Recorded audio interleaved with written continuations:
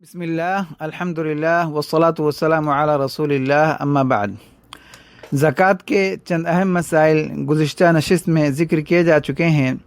اب یہاں مزید چند مسائل بیان کیے جاتے ہیں تاکہ آپ اپنی زکوٰۃ صحیح طریقے سے ادا کر سکیں۔ چوتھا مسئلہ زکوٰۃ کے تعلق سے یہ ہے کہ زکوٰۃ کی تاریخ کیا ہوگی اور اس کی ادائیگی کب واجب ہوگی؟ کیا ہر سال رمضان میں زکوٰۃ دینا ضروری ہے؟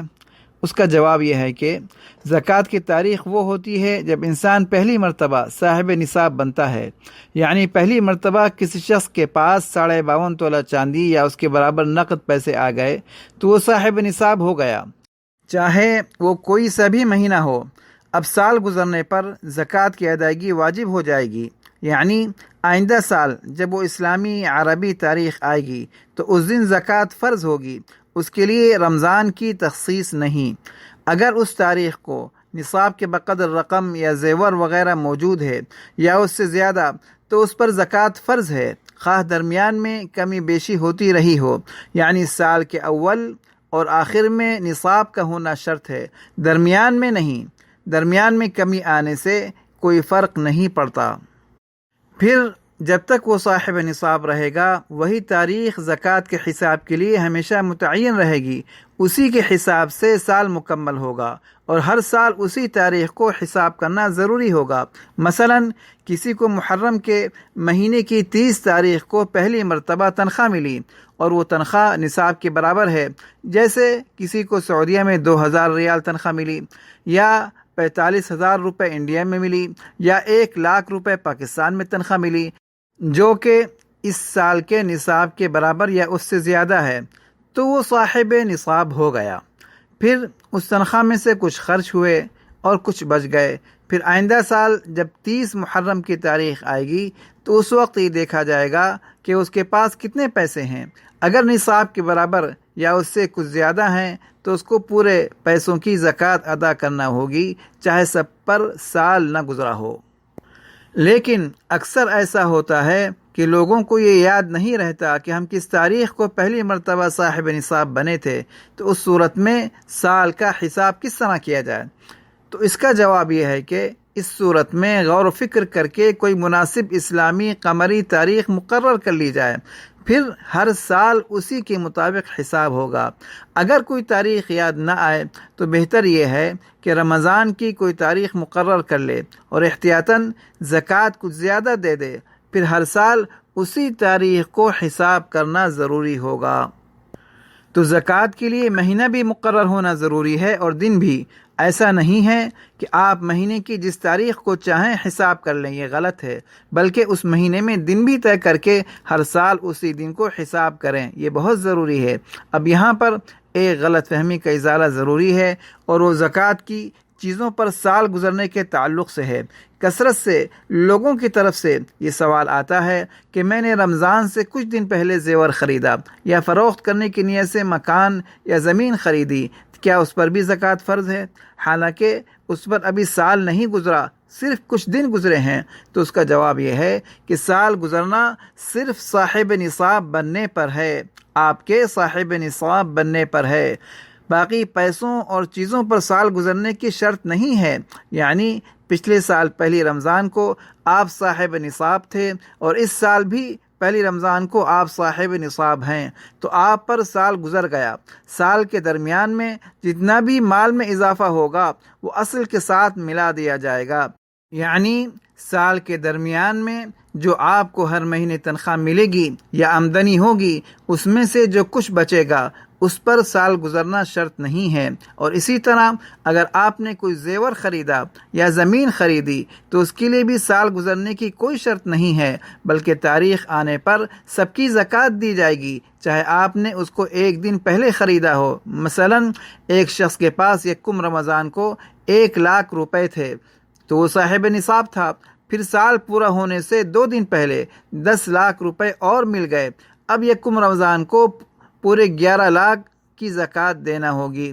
یہ نہیں کہا جائے گا کہ 10 لاکھ پر 1 سال نہیں گزرا، بلکہ زکوٰۃ نکالنے کی جو تاریخ ہے اس تاریخ کے دن جتنا بھی مال آپ کے پاس موجود ہے سب پر زکوٰۃ واجب ہوگی، چاہے کچھ رقم یا زیور وغیرہ سال پورا ہونے سے 1 مہینہ پہلے یا 1 دن پہلے ملی ہو یا خریدی ہو۔ اور یہ بات بھی یاد رکھیے کہ زکوٰۃ کی تاریخ اسلامی ہونا ضروری ہے۔ عربی مہینہ اور چاند کا حساب معتبر ہوگا۔ جو لوگ ہر سال انگریزی مہینوں سے زکوٰۃ نکالتے ہیں ان کے ذمے کچھ دن کی زکوٰۃ رہ جاتی ہے، جس کی وجہ سے وہ مالی نقصان اور پریشانیوں کا شکار ہو سکتے ہیں۔ اب زکوٰۃ کے تعلق سے 5واں مسئلہ یہ ہے کہ زکوٰۃ کا مستحق کون ہے۔ زکوٰۃ کے مصارف قرآن پاک میں خود اللہ تعالی نے طے فرما دیے ہیں، اور اس کا بنیادی اور اہم ترین مصرف غریب مسلمان ہیں، ان کے ہاتھ میں دے کر مالک بنانا ضروری ہے۔ تملیک کے بغیر زکوٰۃ ادا نہیں ہوتی، لہذا کسی غریب کا قرض معاف کرنے سے یا غریبوں کی دعوت کرنے سے زکوٰۃ ادا نہیں ہوگی، اگرچہ افطار کی دعوت ہو۔ اسی طرح محض استعمال کے لیے کسی غریب کو کوئی چیز دے دینے سے بھی زکوٰۃ ادا نہیں ہوگی۔ اسی طرح تعمیرات، رفاہی کاموں پر زکوٰۃ نہیں لگتی۔ مسجد، مسافر خانہ، ہسپتال، سڑک، پانی کی ٹنکی، میت کی تجہیز و تکفین، قبرستان پر زکوٰۃ کی رقم لگانا درست نہیں ہے۔ زکوٰۃ اس طرح ادا نہیں ہوتی۔ اللہ معاف فرمائے، آج کل تو لوگوں نے زکوٰۃ کو ٹی وی چینلز کو دینا شروع کر دیا، یہ کہہ کر کے اسلامی چینل ہے۔ لا حول ولا قوت الا باللہ۔ زکوٰۃ جب مسجد پر نہیں لگ سکتی تو ان نام نہاد چینلوں پر کیسے خرچ ہو سکتی ہے؟ مصیبت یہ ہے کہ آج کل لوگ امت کے اکابر علماء اور فقہا، مفسرین اور محدثین کا دامن چھوڑ کر جدت پسند لوگوں کی باتوں کو بنیاد بنا کر دین کو سمجھنے کی کوشش کرتے ہیں، جس کی وجہ سے گمراہی کا شکار ہوتے ہیں۔ اب رہا مسئلہ کہ غریب کون ہے، وہ کون سا غریب ہے جس کو زکوٰۃ دی جا سکتی ہے۔ سابقہ تفصیل سے آپ کے سامنے یہ بات واضح ہو گئی ہوگی کہ ہر غریب کو زکوٰۃ نہیں دے سکتے۔ شریعت میں غریب سے مراد وہ شخص ہے جو بالکل بدحال ہو، جس کے پاس چاندی کے نصاب کے بقدر مال نہ ہو، ایسا غریب زکوٰۃ کا مستحق ہوتا ہے، یعنی جس کے پاس ضروری قرض سے خالی۔ اس سال 27 شعبان مطابق 30 مارچ 2022 کے حساب سے تقریباً 1600 سعودی ریال یا 92,000 پاکستانی روپے یا 41,000 انڈین روپے ہوں یا 1 تولہ سونا ہو تو وہ غریب نہیں ہے، اس کو زکوٰۃ نہیں دے سکتے۔ بلکہ اگر کسی کے پاس ضرورت سے زائد ایسی چیزیں ہوں جن کی قیمت چاندی کے نصاب کے برابر، جو ذکر کیا آپ کے سامنے، اس کے برابر ہو جائے، تب بھی وہ زکوٰۃ کا مستحق نہیں رہتا۔ جیسے شادیوں کے جوڑے، جہیز کا سامان جس کی برسوں میں 1 دفعہ کہیں ضرورت پڑتی ہے، اور آج کل تو جس کے پاس T V, VCR، LCD screen, سجاوٹ کا سامان، زائد فرنیچر، زائد سواریاں ہوں جن کی قیمت مذکورہ نصاب کے بقدر ہو تو اس کو زکوٰۃ دینا درست نہیں ہے۔ اسی طرح اگر کسی کے پاس ایسا قیمتی اسمارٹ فون یا لیپ ٹاپ ہو جس کی اس کو ضرورت نہ ہو اور اس کی قیمت نصاب کے بقدر ہو تو اس کو بھی زکوٰۃ دینا درست نہیں ہے۔ عام لوگوں کی ضرورت تو سادہ اور عام فون سے پوری ہو جاتی ہے۔ اسی طرح اگر کسی شخص کے پاس زمین اور پلاٹ ہو تو اس کو بھی زکوٰۃ دینا درست نہیں ہے، اگرچہ اس کے پاس خرچے کے پیسے نہ ہوں۔ ایسے لوگوں کے ذمے ہے کہ پہلے ان چیزوں کو فروخت کر کے اپنی ضرورت پوری کریں، جب یہ سونا یا زمین یا دیگر چیزیں ان کے پاس نہ رہیں تو پھر وہ زکوٰۃ کے مستحق ہوں گے، اس سے پہلے نہیں۔